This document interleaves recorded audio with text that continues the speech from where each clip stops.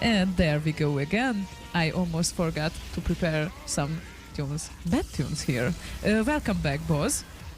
Thank you very much. Yeah, so you did this thing in 96. Yeah, we were just, as you were playing it, you asked me off air when I did it, and I couldn't remember. Then I realised that the file might have the original creation date in there, and it does. Sunday, the 7th of July, 1996 was when this file was created. So I guess over the next week or two I would have worked on it. So let's say the 21st of July was when it was finished. Oh, yeah. So it is 21 years old. Wow. Oh my God, yeah. This makes me think as well sometimes, how old are us? Anyway, let's jump to the next topic. Yes. Since time is flying, it seems like it's already 10. We have 1 hour left, and still we have lots of questions. Mm-hmm. Apologies for everyone from whom I didn't ask questions yet. Cat Poet asked the question, yummiest Swedish food and first Swedish food for you. Oh, what? The yummiest Swedish food. Okay. God. Well, it definitely isn't sill, or surströmming. But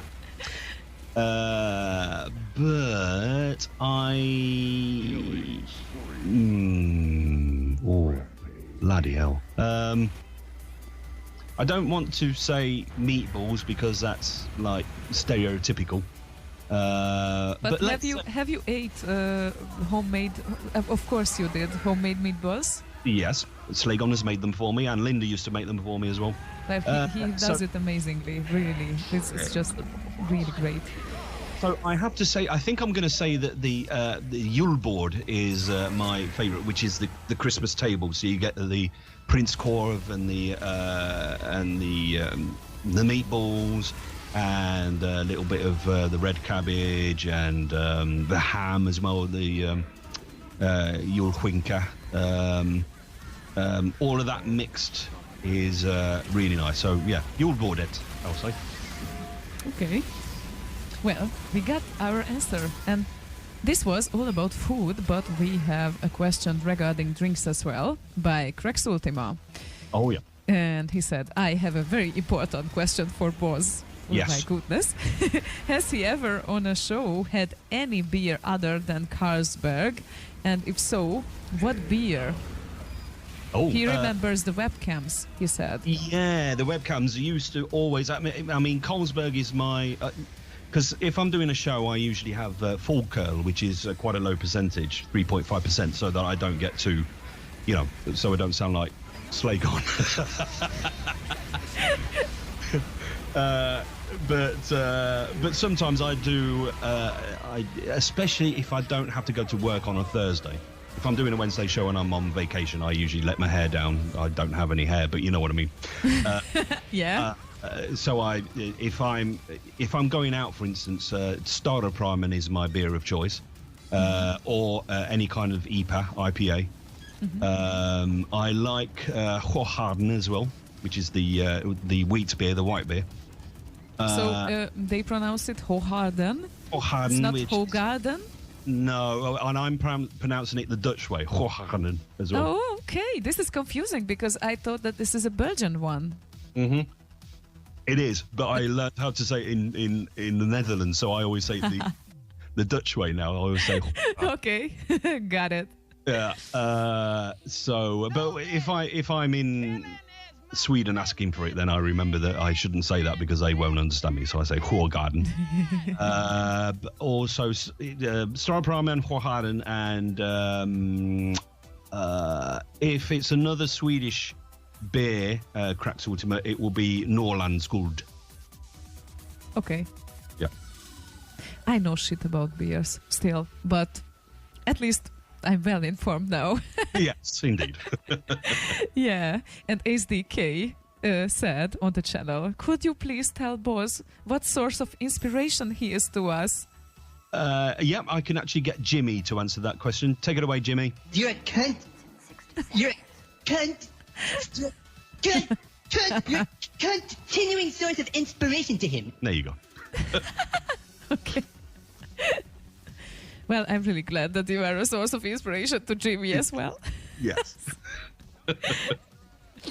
Okay, let's try to stay a bit serious. Just a bit. Not much.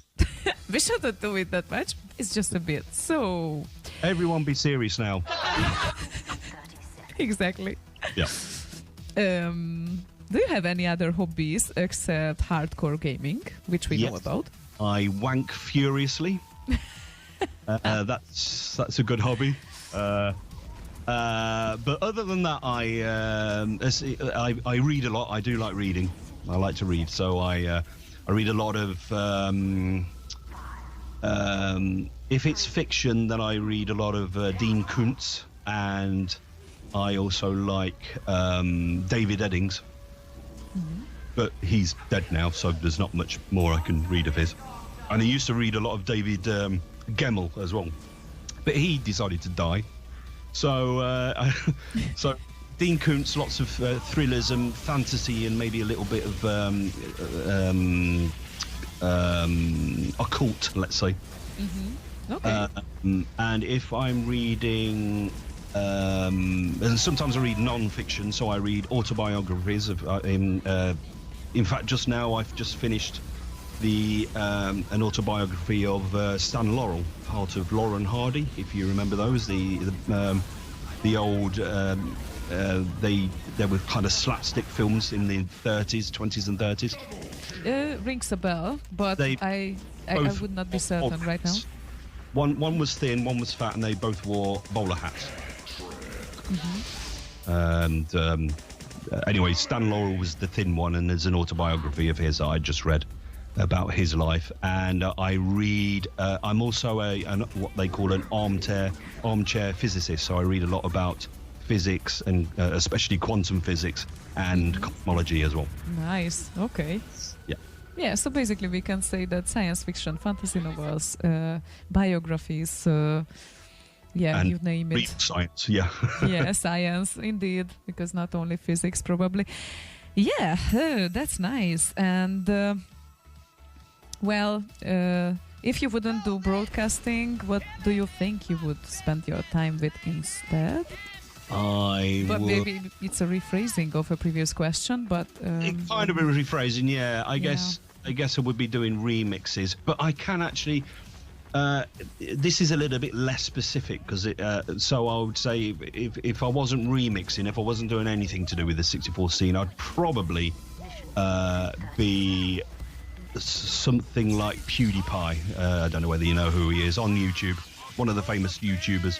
I'd probably something like PewDiePie, where I'd record myself playing games and being a twat and getting lots of money from being a twat on YouTube. So that would probably be something I did. But I could only do that if I didn't have a daytime job, which I do, unfortunately. I see. Bossbank is being funny on the channel. Let's get back to this later. Yes.